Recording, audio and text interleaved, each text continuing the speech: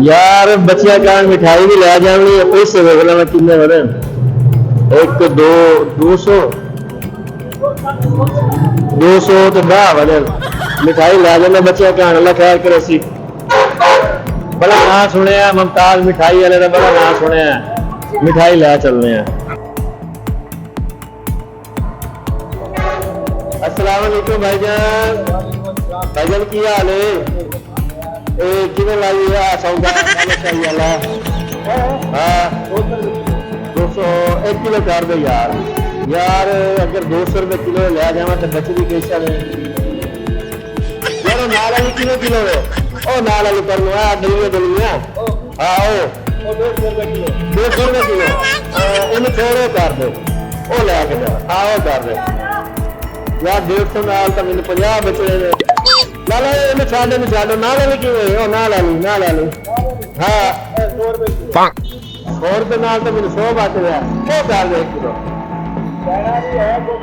हाँ हाँ यार मेरे गाँव का रंग सही नहीं है ये नहीं। ओ लड्डू लड्डू कितने किलो है? लेना नहीं है। हाँ हाँ लड्डू 10 लड्डू ओ हाँ 100 रुपये किलो। 100 रुपये बचता भी यार आज का महंगाई दौर बचत करो।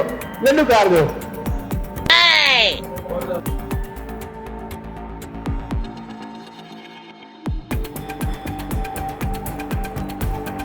ओ भाई रुक ए किਵੇਂ लाया?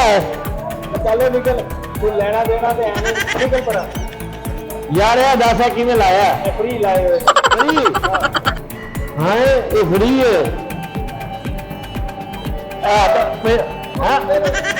यार। तुसी क्या फ्री है तो मैं फ्री लैके चले आ। बहुत शुक्रिया मेरे बच्चे बड़े खुश हो गए। अल्लाह हाफिज।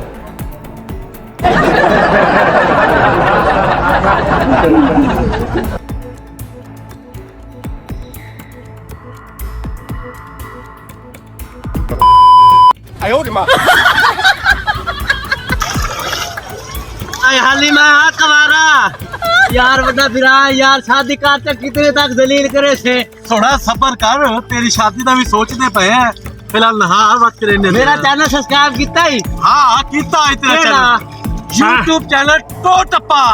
सानू ना दस साडे नाज़रीन ना दस ओदे यार मेरा चैनल सब्सक्राइब कर लो या मेरी शादी करा चलो खुदा का नाम इन्हें मेरा चैनल सब्सक्राइब करो।